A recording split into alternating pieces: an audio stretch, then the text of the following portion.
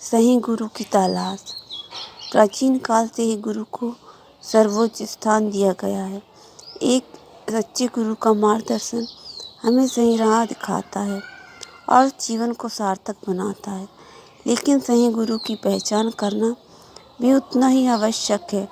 अगर शिष्य गलत गुरु के पास चला जाए तो वह न केवल समय और ऊर्जा व्यर्थ करेगा बल्कि गलत दिशा में भटक भी सकता है।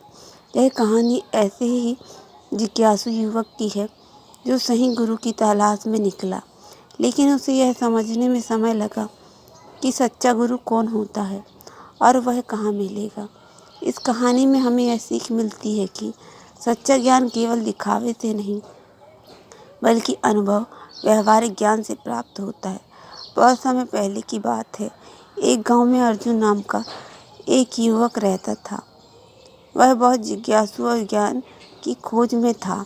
उसे हमेशा लगता था कि यदि उसे एक सच्चा गुरु मिल जाए तो वह जीवन का सच्चा अर्थ समझ सकता है, आत्मज्ञान प्राप्त कर सकता है।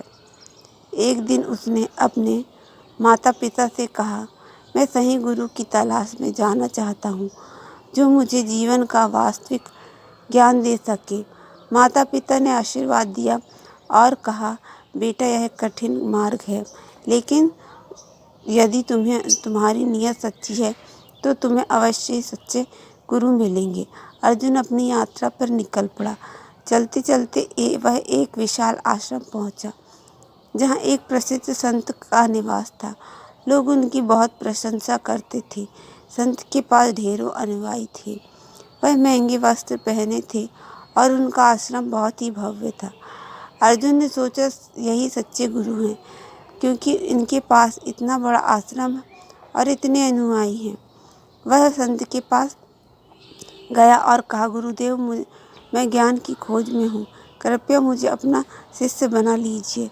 संत ने उसे अपने शिष्यों में सम्मिलित कर लिया।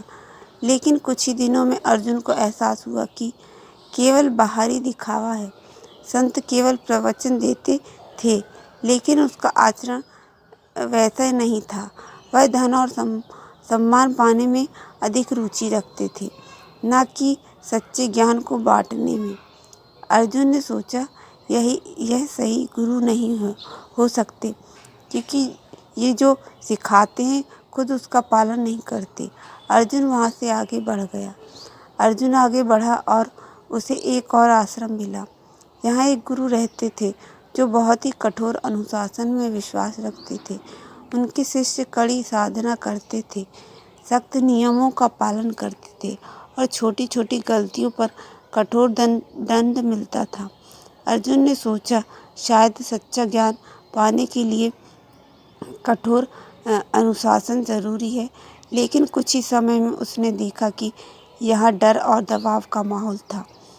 लोग ज्ञान प्राप्त करने के लिए नहीं बल्कि दंड से बचने के लिए कार्य कर रहे हैं। यह करुणा और प्रेम का अभाव था। अर्जुन ने सोचा, सच्चा गुरु केवल भय से नहीं सिखाता बल्कि प्रेम और समझ से सिखाता है। अर्जुन यहाँ से भी आगे बढ़ा।